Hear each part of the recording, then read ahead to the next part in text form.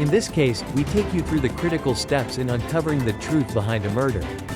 First, investigators secure the scene, ensuring no evidence is tampered with.